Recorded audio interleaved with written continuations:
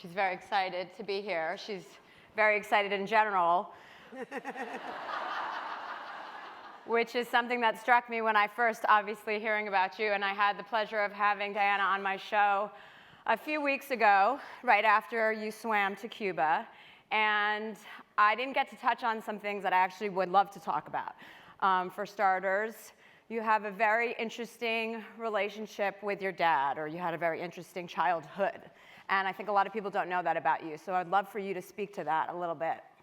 You know, Chelsea, first of all, I had these two foreign parents, and you know, who spoke in thick accents, and already it's entertaining to grow up in a home where you basically don't understand each parent. But my father particularly was a Greek Egyptian, and I remember as if it were yesterday, I was 5 years old, and he called me into the den, and he had a big Webster's Collegiate Dictionary open.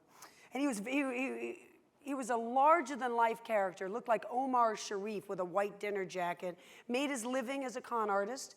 So he was adept at lying and stealing, was on all the prestigious lists, the FBI, et cetera. And so, you know, he loved dramatic storytelling. So he has the dictionary open, and he says to me, "Darling, I have been waiting for this day that you are turning 5 years old, because today is the day you will understand. Come here, darling. Looking in the dictionary, your name, my family, darling, is in black and white Nyad. And look in the Greek mythology, it says the nymphs that swam in the lakes, oceans, fountain, and river for the gods. My people." And darling, are you listening to me, darling? It says here, girl or woman, champion, swimmer. Oh my God, it is your destiny. So that was the first day.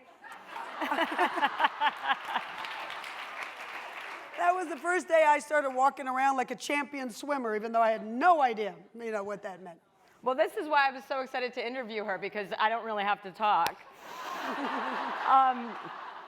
Okay, so let's talk about let's talk about motivation, let's talk about drive, let's talk about your spirit and how bright it is and what motivates you. What is your motivation? What gets you? What made you do this? What made you do everything? I mean, you first swam around the island of Manhattan, as everybody knows, and this was your 5th attempt. So how did you do it this time? You know, it sounds like such a story of endurance and swimming, and it is. It's undeniable. This is history. And without sounding too full of hubris, it's epic. No one's. Thank you. No, but it just is. That's where it is in the annals of sports history. But really, for me, much more than that, and even besides that, when I turned 60, my mama just died, and she was 82. And I think when you turn 60, if there are any in that category out here, you start feeling the choke of time. You know, so here I am in terrific shape. Honestly, I would say at 64, in the dead center prime of my life, even athletically, today at 64. But nevertheless, how many years are there left? My mom was 82. Does that mean for me at 60, there were 22 left? And you start examining not what you've done, the list of the halls of fame and all that, they just don't mean a crap anymore. What you care about is who you are. Are you living a good life? Are you the person you can admire? And, you know, do you want to get to the end with no regrets? And I thought, I want to pick something at 60 that makes me have to live with unwavering commitment, that makes me have to be the best I can possibly be and surrounded by the best I can possibly be. And I went to my best friend, Bonnie, who they call the badass. She is a badass. She's backstage, and she shook my hand. She's a badass. Yeah. And I said, Bonnie, I don't know if the shoulders are there. I hadn't swum for 30 years, literally, 30 to 60. And I'm going to do this swim I tried in my 20s, Cuba to Florida, because that's what would take unwavering commitment. And she said, I'm in. Let's do it together.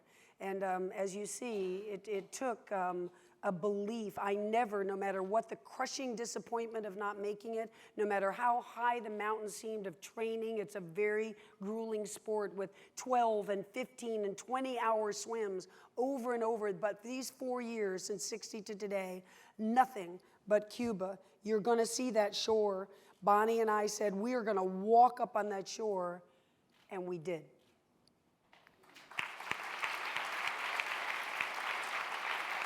You know, but I'm sorry, Chelsea, but just to finish that off is to say, I've been reading that Henry David Thoreau quote lately that goes something like, when you achieve your dreams, it's not so much what you get.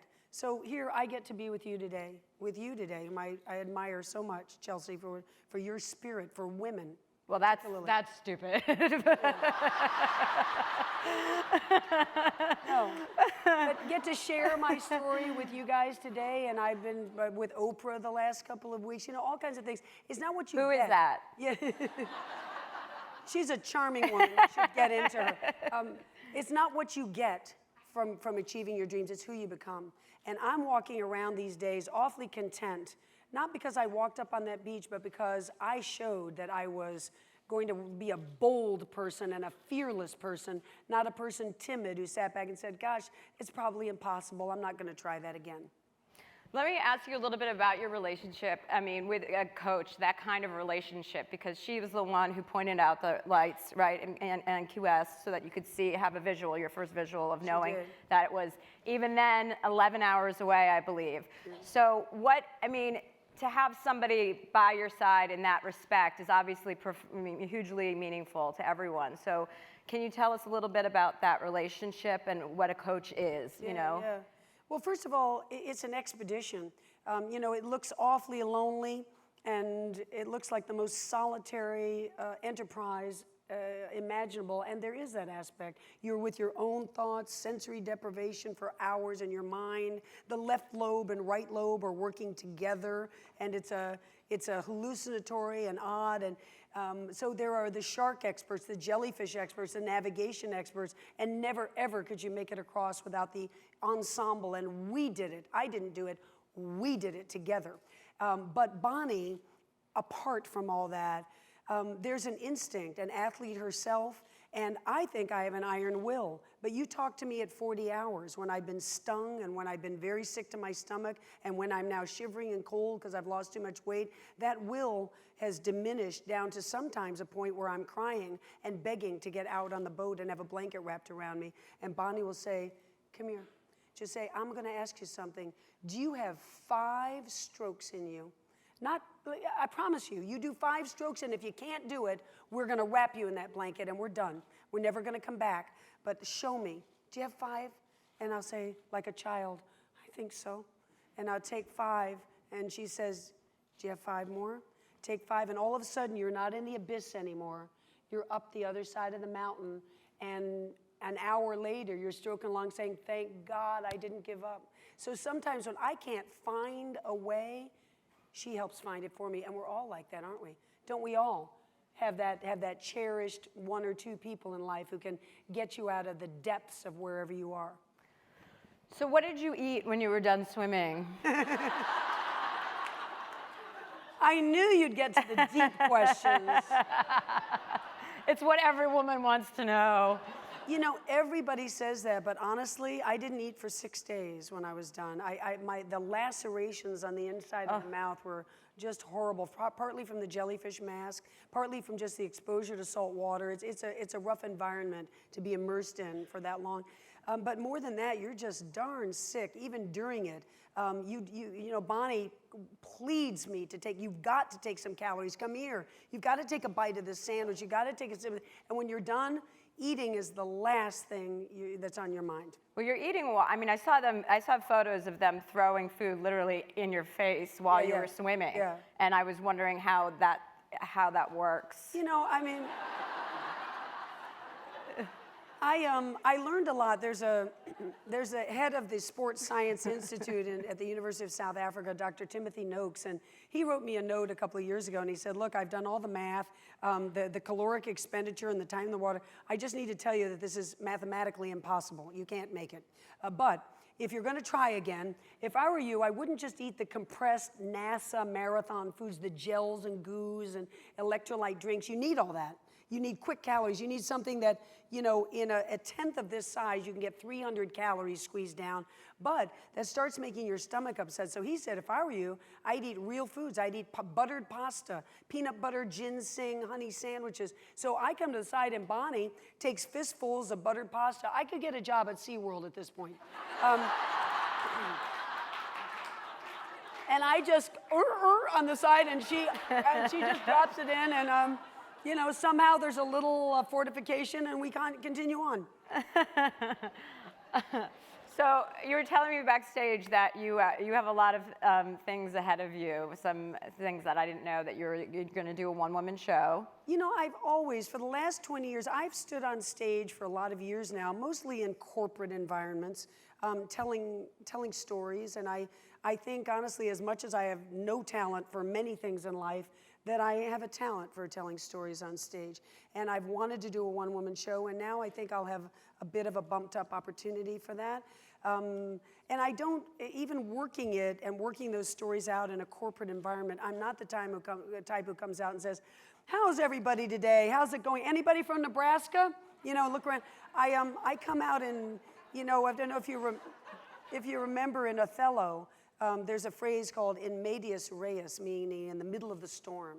So when I come out and now I'm working this, that might start with the Nyad father, or it might start with, you know, August 22nd, 2012, the box jellyfish just hit.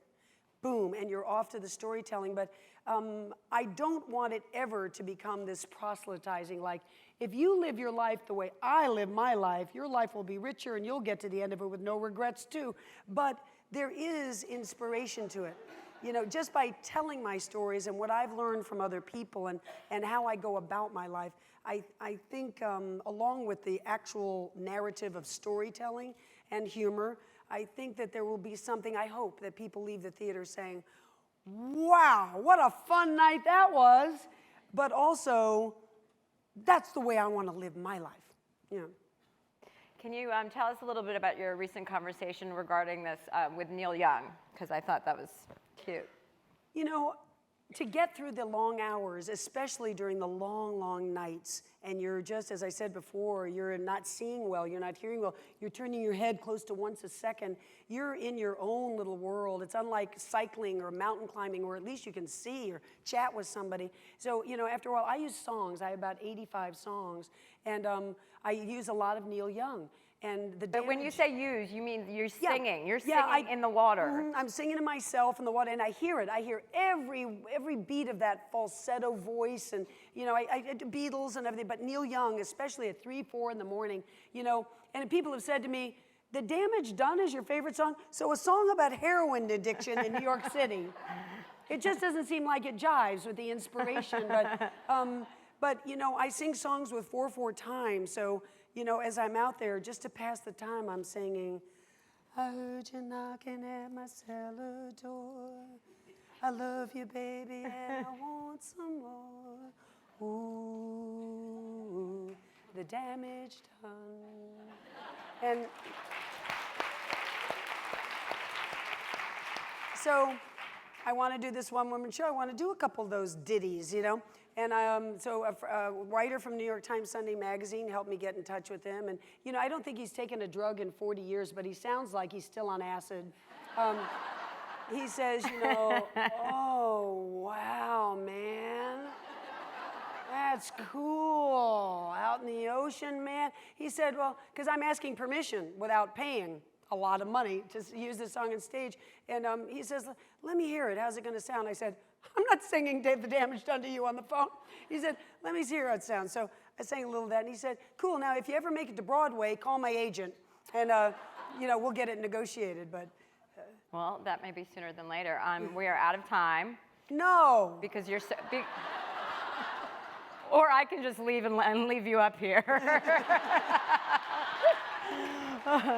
But we'll walk off together, arm in arm. So thank you very, very much. Thank you. You're wonderful inspiration to everyone in this room. Oh, that was so fun. Thank you. Thank you.